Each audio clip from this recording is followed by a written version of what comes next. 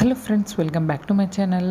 మన ఆడవాళ్ళలో ఏది తొందరగా అయిపోతుంది టిఫిన్ అంటే ఉప్మా అంటారు కదా. అలాంటి ఉప్మా ఈ విధంగా ట్రై చేయండి, టేస్ట్ చాలా బాగుంటుంది. సో ఇది బ్యాచులర్స్కి, వర్కింగ్ ఉమెన్స్కి కూడా చాలా యూజ్ఫుల్. సో ఫస్ట్ అయితే నేను ఆయిల్ అండ్ ఘీ కూడా కొంచెం వేసుకుంటున్నాను, టేస్ట్ మరింత పెంచడానికి. తర్వాత పోపు అయితే వేసుకుంటున్నాను.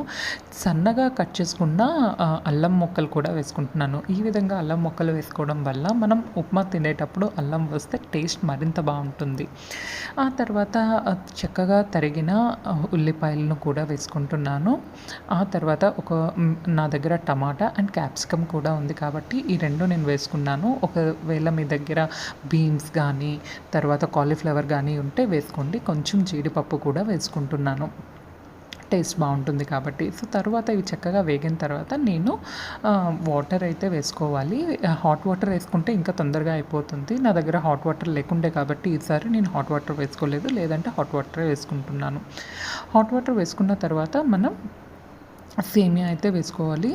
ఇక్కడ ఒక టిప్ చెప్పాలి అనుకుంటున్నాను. ఇక్కడ అందరూ వాటర్ వేసిన తర్వాత పాలు కూడా వేసుకుంటే టేస్ట్ మరింత బాగుంటుంది.